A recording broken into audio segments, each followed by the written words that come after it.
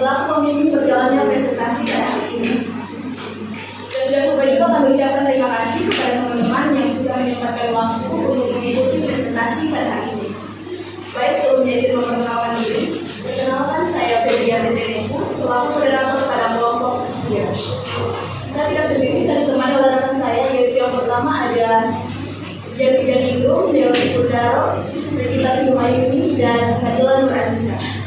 Kami dari kelompok 3 akan mempresentasikan hasil diskusi kelompok kami yang berjudul protein.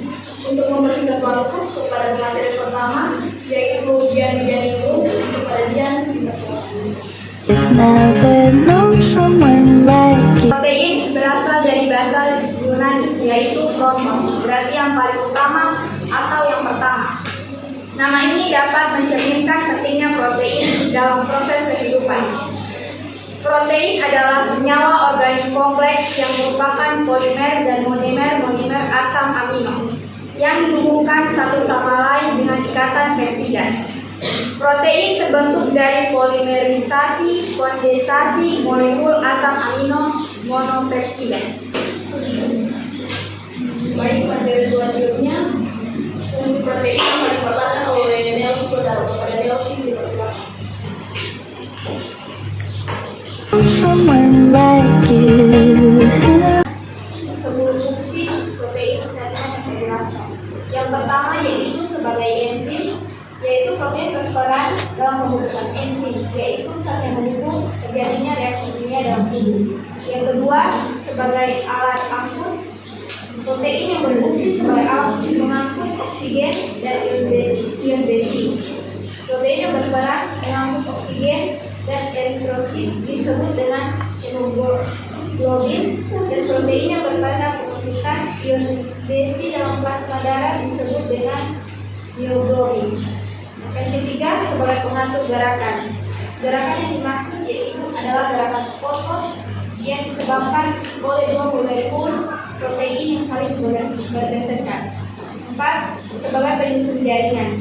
Protein berfungsi sebagai pelindung jaringan.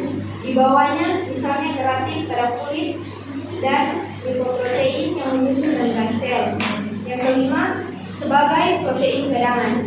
Contoh protein yang berfungsi sebagai cadangan makanan yaitu kecapa dan ovalbinum, yaitu protein yang berada pada kulit telur.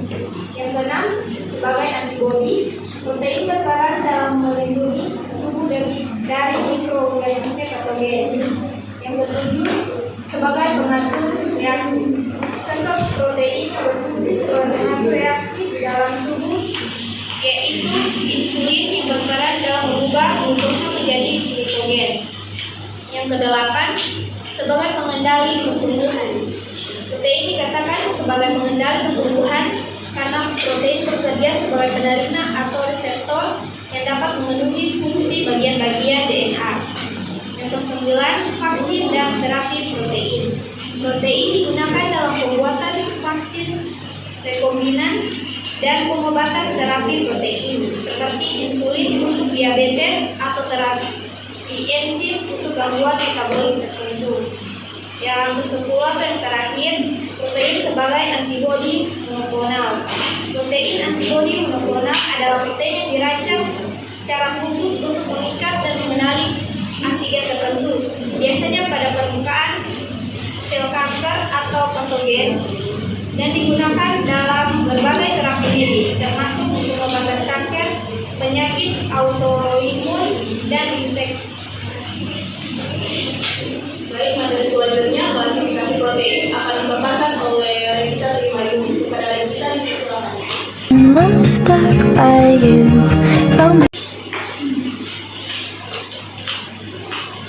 Mari kita masuk pada klasifikasi protein.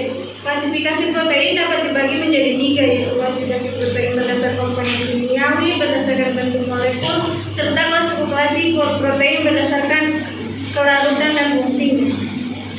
Yang pertama, berdasarkan komponen kimiawi. Klasifikasi protein berdasarkan komponen kimianya dibedakan menjadi 3, yaitu protein sederhana adalah protein yang hanya terdiri dari asam amino, contohnya albumin, globin, prolamin, keratin, kolagen, elastin, tein, dan lain-lain. Yang kedua, protein konjungsi adalah protein kompleks yang kombinasi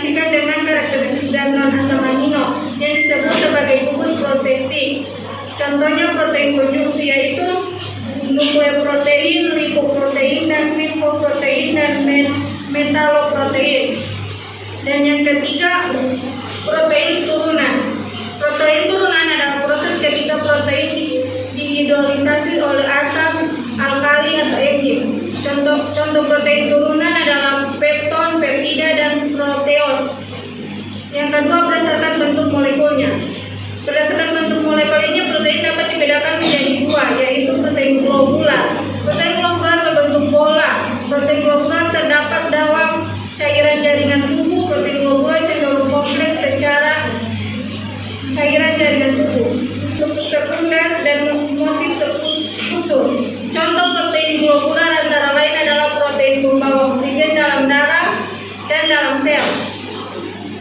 Yang kedua, protein fibrous. Protein fibrous atau protein berserat adalah protein yang berbentuk seperti untai panjang dan tidak larut dalam air.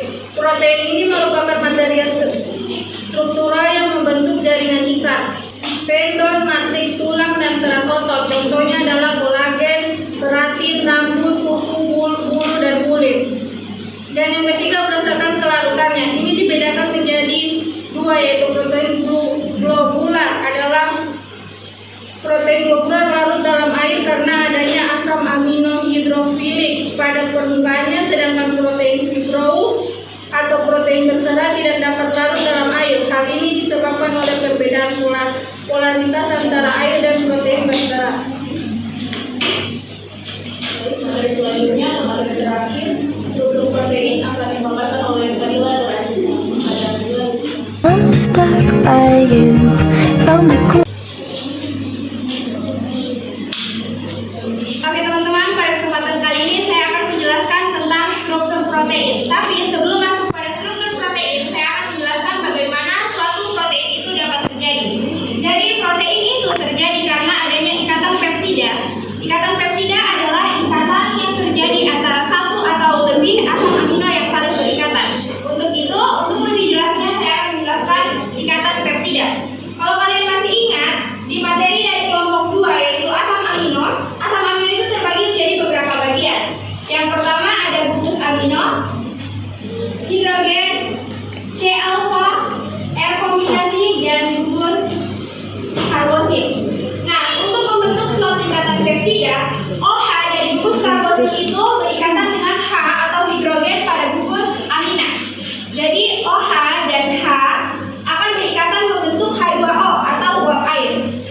Kira-kira seperti ini bentuk ikatan yang terjadi antara OH pada gugus karbosil dan H pada gugus amina. Selanjutnya saya akan masuk kepada struktur protein. Struktur protein yang pertama yaitu struktur primer. Struktur primer protein terdiri dari 5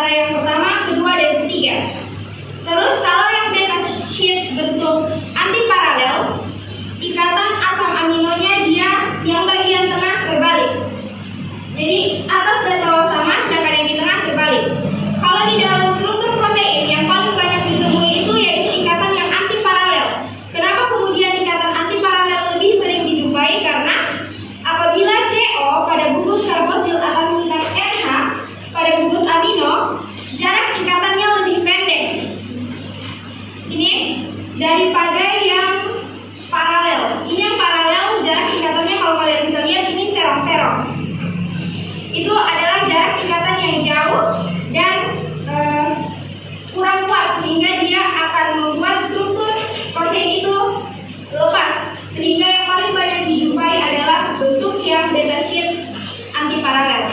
Selanjutnya struktur yang ketiga yaitu struktur tersier. Struktur protein tersier terdiri dari satu alpha helix dan satu beta sheet.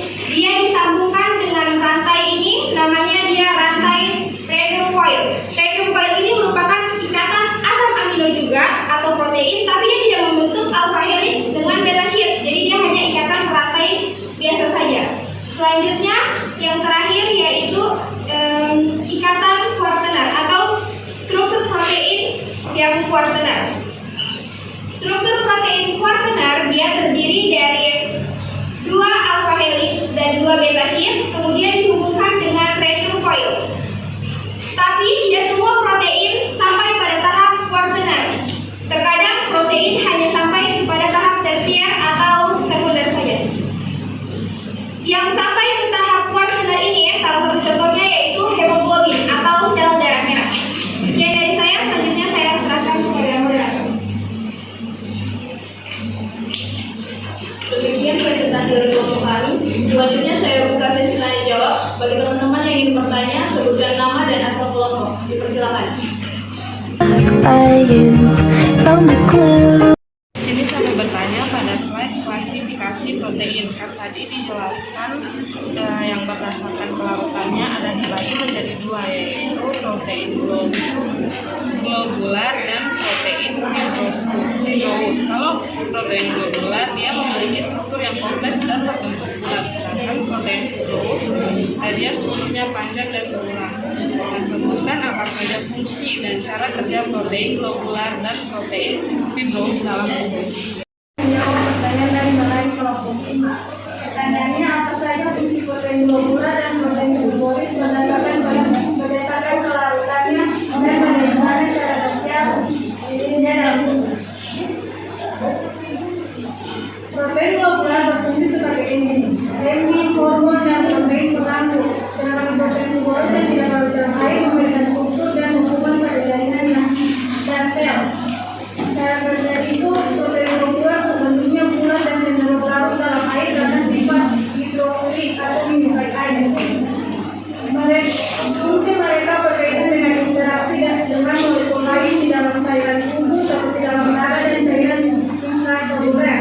Sedangkan protein fibrous bentuknya panjang dan seperti serat. Serat tidak larut dalam air karena sifat hidrofilik atau tidak menyukai air. Fungsi mereka berkaitan dengan menyediakan struktur dan hubungan pada jaringan tubuh seperti pada tulang, kulit, dan rambut.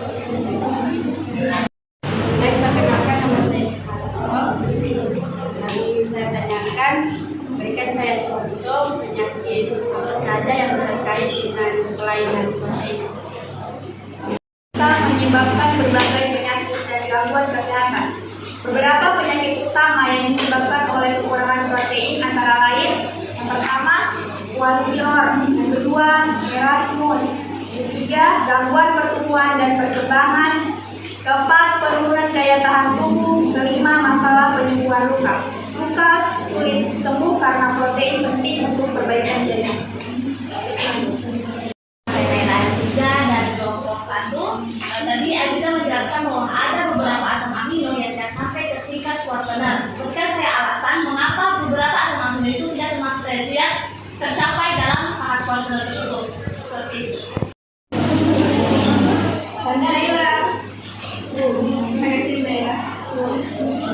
Jadi pertanyaannya Naila, kenapa protein itu ada yang tidak sampai di struktur atau tahap atau struktur kuartener.